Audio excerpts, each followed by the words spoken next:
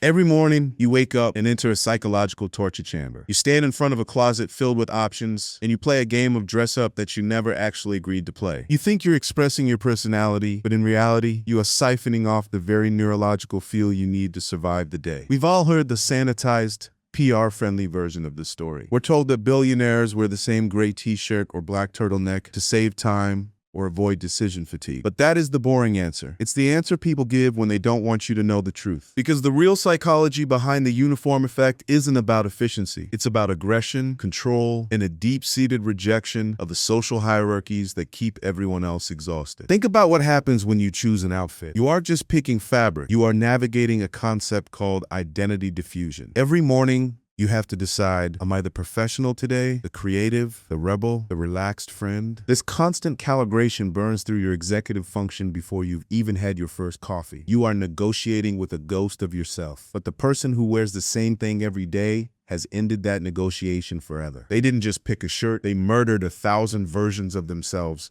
so the real one could breathe. But it gets deeper. Most people assume that dressing the same makes you invisible. They're wrong. This is actually a masterclass in a concept called counter-signaling. In any hierarchy, those at the bottom try to look like they belong at the top. They buy the logos, the trends, and the status symbols. But those at the very pinnacle, the ones who truly own the room, do something far more manipulative. They opt out. By wearing a $15 t-shirt to a board meeting, you are sending a sub-communicative signal that is louder than a Rolex. You are saying, my competence is so undeniable that I no longer need to perform status for you. It is the ultimate power move. You aren't just saving time, you are forcing the world to interact with your brain instead of your packaging. However, there is a biological trigger here that most people completely overlook. It's called enclosed cognition. Research shows that your clothes don't just change how others see you, they physically alter your brain chemistry. When you wear a specific uniform for work, you are creating a Pavlovian anchor. Just like a bell makes a dog salivate, the act of putting on that specific black hoodie or blue suit triggers an instant shift in your dopamine and testosterone levels. Your brain recognizes the fabric and immediately enters what we call kill mode. You don't have to try to focus. The focus is built into the sleeves. But here is the ugly truth that no one wants to admit. There is a dark side to this level of consistency. If you look at the biographies of the world's most intense uniform wearers, you don't find balanced, happy people. You find individuals with a crushing need for environmental control. The world is chaotic. Markets crash, people lie, and technology breaks. The uniform